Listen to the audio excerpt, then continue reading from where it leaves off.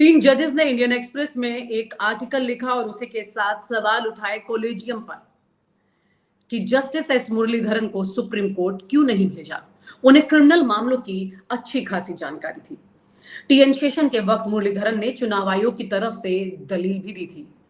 Odisha high court के मुख्य न्यायाधीश के रूप में वो रिटायर हो गए और वो एक वकील और जज के रूप में शानदार काम कर रहे थे।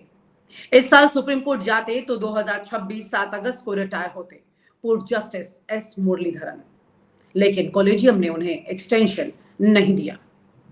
कौन है जज एस मुरलीधरन? एक शानदार जज जो किसी से नहीं डरा। बिना डरे अनुराग ठाकुर, परवेश वर्मा, कपिल मिश्रा जैसे नेताओं पर एफआईआर की देरी पर उसने क्लास लगा दी थी। रातों रात हुई एफआईआर और रातों रात हुआ तबादला। जी हाँ, जज का तबादला।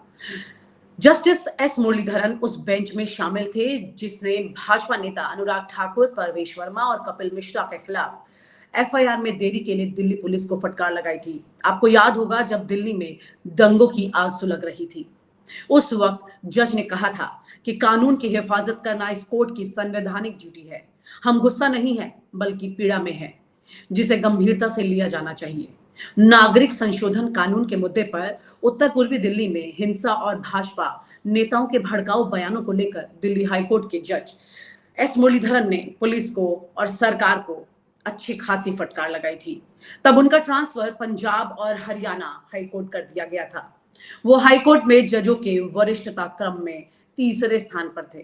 कानून मंत्रालय ने बुधवार देर रात जब उनका ये नोटिफिकेशन जारी किया था, जिसमें कहा गया था कि राष्ट्रपति रामनाथ कोविंद ने chief justice of India S A Bobde के साथ विचार विमर्श के बाद ये फैसला लिया है। तब कानून मंत्रालय ने उस वक्त उनके तबादले का नोटिफिकेशन जारी कर दिया था, जिसमें कहा गया था कि राष्ट्रपति रामनाथ कोविंद ने chief justice of India S A Bobde के साथ विचार विमर्श के बाद ये फैसला लिया। कांग्रेस ने इसकी काफी आलोचना भी की थी। सरकार बोली कि ये सब कुछ नियमों के मुताबिक हुआ है। इस मुद्दे पर राजनीति भी काफी हुई थी।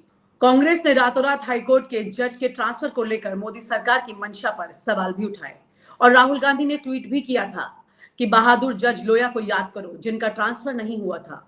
वहीं केंद्रीय कानून मंत्री रविशंकर प्रसाद ने सरकार के फैसले का बचाव भी किया था और जस्टिस एस मुरलीधरन के ट्रांसफर को सही ठहराने की कोशिश की थी, जो लोगों को समझ में नहीं आई थी। खैर, आपको यह भी बता दें कि दिल्ली में भड़की हिंसा और पीड़ितों को इलाज को लेकर मुरलीधरन ने अपने घर पर रात 12:30 बजे सुनवाई की थी।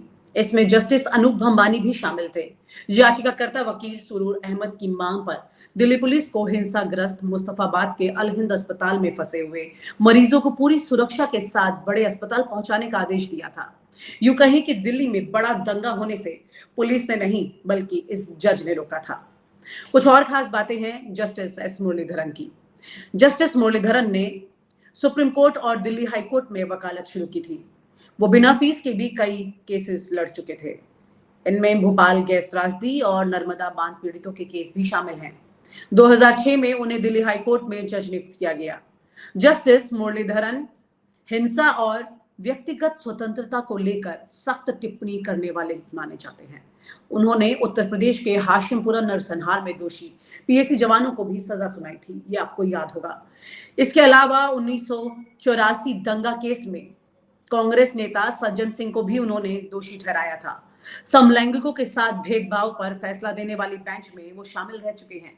उड़ीसा हाईकोर्ट के मुख्य न्यायाधीश के रूप में जस्टिस एस मुरलीधरन के काम की सुप्रीम कोर्ट ने तारीफ भी की है। जस्टिस एस मुरलीधरन की इस तारीफ के बावजूद भी डीवाई चंद्रचूड़ की कॉलेजियम ने उन्हें एक्सटेंशन नहीं दिया। इस पर सवाल खड़े हो रहे हैं।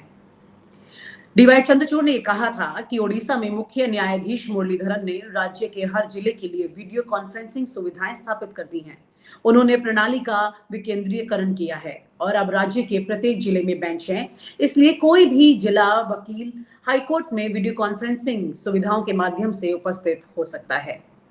सीजीआई चंद्रचूड़ वर्चुअल कोर्ट से संबंधित एक याचिका पर सुनवाई करते हुए खुली अदालत में ये कह रहे थे। लेकिन एक वेबसाइट है जो ये कहती है, लाइव लॉ, कि जस्टिस मुरलीधरन को इन सब के बावजूद बाहर क्यों रखा गया। ये तमाम सवाल वो उठा रहे हैं कि सुप्रीम कोर्ट कॉलेजियम के गुप्त तरीकों को देखते हुए हमें कभी भी ये साफ जवाब नहीं मिल पाएगा। जिस तरह की तस्वीरें सामने नजर आती हैं, उसके मुताबिक कॉलेजियम ऐसा कोई प्रस्ताव नहीं रखना चाहता था जो केंद्र सरकार को नापसंद हो। तथ्य यह है कि जब केंद्र जस्टिस मुरलीधरन के मद्रास हाईकोर्ट में स्थानांतरण के प्रस्ताव पर विचार कर रहा था, तब सुप्रीम कोर्ट ने भी उस पर जोर नहीं दिया। कॉलेजियम ने उसे रोकने की कोशिश नहीं की, बल्कि प्रस्ताव को वापस लेने के लिए वो मजबूर हो गया, जो इसकी स्वतंत्रता पर सीधा सीधा असर डालता है।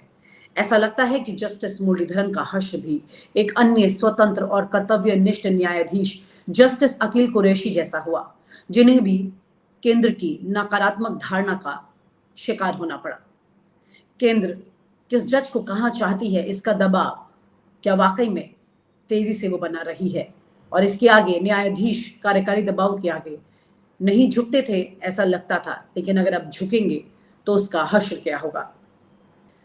लाइव लॉ ये भी कहता है कि अगर कॉलेजियम कार्यपालिका के समान ही गीत गा रहा है तो इसकी प्रासंगिकता अब क्या रह गई है। आप हमसे जुड़े रहने के लिए सब्सक्राइब करें YouTube पर, फॉलो करें Twitter पर और लाइक करें Facebook पर।